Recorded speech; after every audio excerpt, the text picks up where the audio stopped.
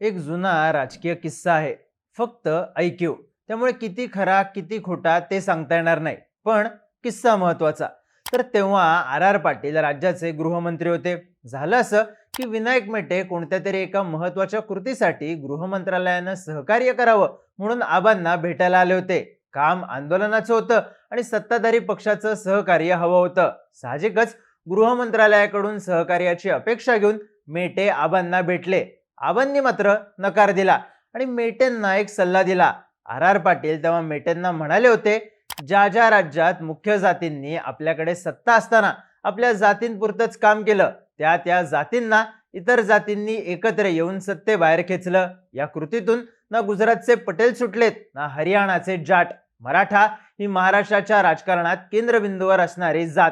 जर मी जातीसाठी काम केलं तर ही गोष्ट मराठा इतर राजकारणाची सुरुवात ठरू शकते. आजवरच्या काँग्रेसी नेत्यांचं हेच यश आहे. त्यांनी मराठा म्हणून काम केलं नाही म्हणून ते टिकून आहेत. ज्या दिवशी इतर समाजाला वाटेल की मराठा राजकारणी आपल्या जातीपुरतं काम करतात, तेव्हा ते आपल्याला बाहेरचा रस्ता दाखवतील. सुरुवातीला सांगितल्याप्रमाणे किस्सा किती खरा किती खोटा हे सांगता येणं अशक्य. पण यातला मेसेज महत्वाचा. यशवंतराव असोत की वसंतदादा पाटील, मराठा जातीचे अनेक मुख्यमंत्री महाराष्ट्रात झाले. सत्तेची सर्व सूत्र मराठा समाजाच्याच हातात. पण मराठा म्हणून आपण सत्ता वापरणार नाही याची काळजी या मंडळींनी घेतली. ब्राह्मणेतर चळवळ, शेकापची स्थापना, शेकाप फोडून ब्राह्मण समाजाच्या वर्चस्वाखाली असलेल्या काँग्रेसचं बहुजन म्हणून झालेलं रूपांतर, अशी अनेक राजकीय स्थित्यंतरं या राजकीय मंडळींनी प्रत्यक्षात पाहिली होती. सध्या मात्र वेगळं घडताना दिसतंय. जसं इतर राज्यांमध्ये मुख्य जातींनी आपल्या जातींसाठीच सत्ता वापरली, तसं महाराष्ट्रात घडू शकतंय. म्हणजे मराठा टाळून जी राजकीय समीकरणं जुळतील ती इतर जात समूहांसाठी सोयीची ठरतील असं बोललं जातंय. पण नेमकं असं का? मराठ्यांना टाळून सत्ता मिळू शकते असं प्रत्येक राजकीय पक्षाला का वाटतंय? कालपर्यंत मराठा समाजाला जोडण्याची गरज वाटणारे राजकीय पक्ष सध्या मराठ्यांना टाळून बेरजा का आखू लागलेत? समजून घेऊया या व्हिडिओतून. नमस्कार, मी चिन्मय आणि तुम्ही पाहताय बोलभिडू. सुरुवातीला मराठ्यांना टाळून देखील सत्ता मिळवली जाऊ शकते या चर्चा नेमक्या आत्ताच का चालू झाल्या आहेत ते समजून घेऊ. तर या चर्चा होण्याचं प्रमुख कारण आहे हरियाणा पॅटर्न. हरियाणामध्ये जाट आणि नॉन जाट असं मतांचं विभाजन झालं. यामध्ये नॉन जाट फॅक्टर भाजपच्या कामी आला आणि भाजप जिंकली.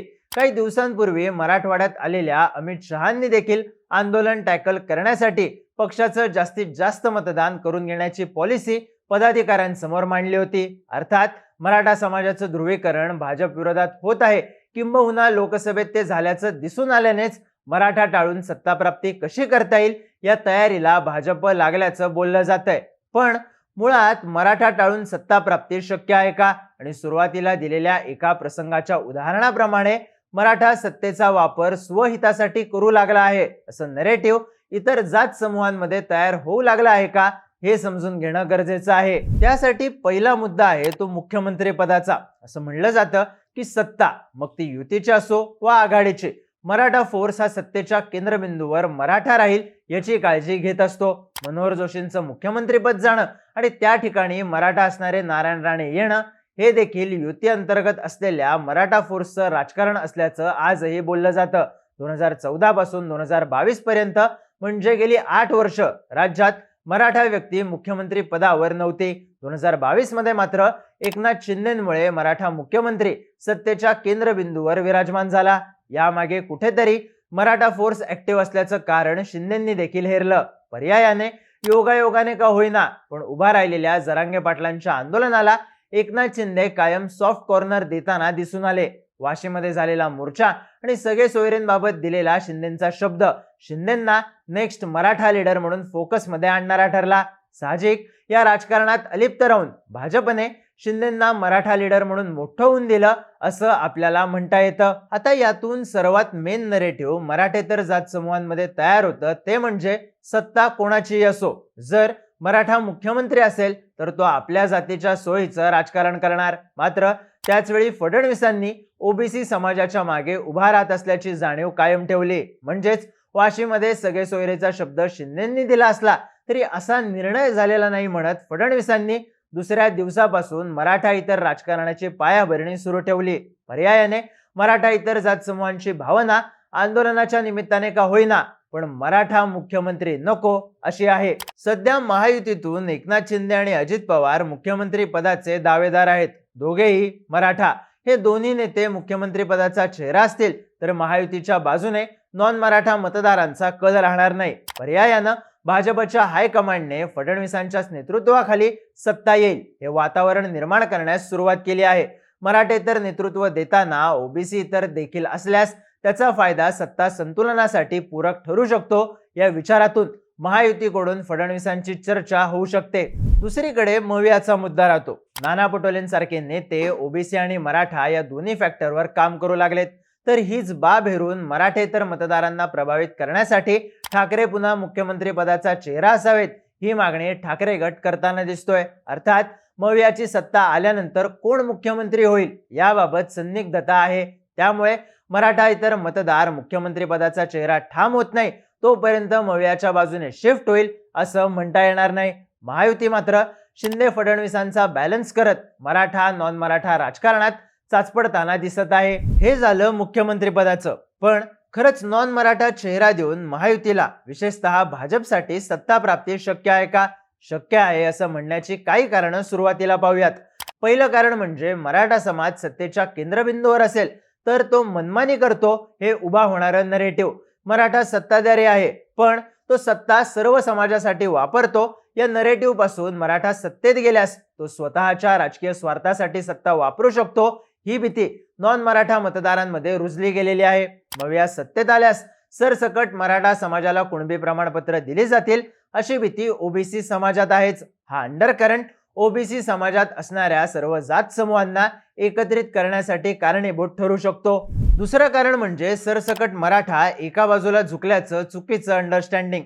जरी मराठवाड्यात मराठा समाजाचं ध्रुवीकरण करणं शक्य झालं असलं तरी समांतर फोर्स यावेळी मराठा मतदारांना मिळाली होती असं म्हणता येतं. म्हणजे विदर्भ मराठवाड्यात मराठा फोर्स जशी सरकार विरोधात होती तशीच कापूस उत्पादक धान उत्पादक शेतकऱ्यांची फोर्स सत्ताधाऱ्यांच्या विरोधात होती. पश्चिम महाराष्ट्रात मराठा प्लस ऊस उत्पादक शेतकरी, उत्तर महाराष्ट्रात कांदा उत्पादक शेतकरी अशी लाट होती. थोडक्यात मराठा समाज म्हणून सत्ताधारी पक्षाचा विरोध आणि पक्षपुटीचं नरेटिव्ह, शेतकरी, कामगार व मध्यमवर्गीय समाजात असणारा असंतोष हा एकत्रित फॅक्टर दिसून आल्याचं बोललं गेलं. पर्यायानं जो विरोध झाला तो फक्त मराठा समाजाचा एकत्रित फोर्स होता असं म्हणता येत नाही. त्यामुळेच मराठा टाळून राजकीय डावपेच आखण्यात येत असतील तर ते 100% विरोधात जातील असं म्हणता येणार नाही. वेगवेगळ्या पातळ्यांवरचा असंतोष कमी केल्यास मराठा फॅक्टर कमकुवत ठरू शकतो याची जाणीव केंद्राला आहे असं आपल्याला म्हणता येतं. मराठा टाळून सत्ता प्राप्ती शक्य आहे असं म्हणण्याचं तिसरं कारण म्हणजे मराठा समाजाच्या बेरजा. एकट्या मराठा समाजाचं ध्रुवीकरण लोकसभेला न होता त्याचसोबत दलित आणि मुस्लिम समाजाचं ध्रुवीकरण देखील मोठ्या प्रमाणात झालं होतं. अशा वेळी मराठा, दलित, मुस्लिम या एकत्रित फोर्सचा फटका महायुतीला बसला. सध्या मात्र दलित व मुस्लिम मतदार किमान मवियाकडे झुकणार नाही याची काळजी महायुती घेताना दिसू लागले. हिंदू दलितच्या नरेटिव्हवर दलित मतदार आपल्याकडे खेचून घेणं, प्रकाश आंबेडकर व दलित चळवळीच्या जोरावर किमान दलित समाजाचं मतदान स्वतंत्रपणे जावं, त्याचप्रमाणे शहरी मुस्लिम फॅक्टरवर एमआयएम सारख्या पक्षांनी लढणं अशा गणितातून मराठा समाजासोबतची फोर्स भाजप व महायुती वजा करू शकते. थोडक्यात मराठा टाळून सत्ता प्राप्ती शक्यच नाही असं म्हणता येत नाही किंवा मराठ्यांशिवाय सत्ता प्राप्ती करता येणार नाही हा आत्मविश्वासच मराठायेतर मतदारांच्या ध्रुवीकरणासाठी कारणीभूत ठरू शकेल असं आपल्याला म्हणता येतं. मात्र हे करत असताना राज्याचा प्रमुख चेहरा कोण यावर बरीच गणितं अवलंबून असतील हे मात्र नक्की. या घडामोडींबद्दलच्या तुमच्या प्रतिक्रिया कमेंट करून सांगा आणि माहितीपूर्ण व्हिडिओज पाहण्यासाठी बोलबिडूच्या YouTube चॅनलला सबस्क्राईब करायला विसरू नका.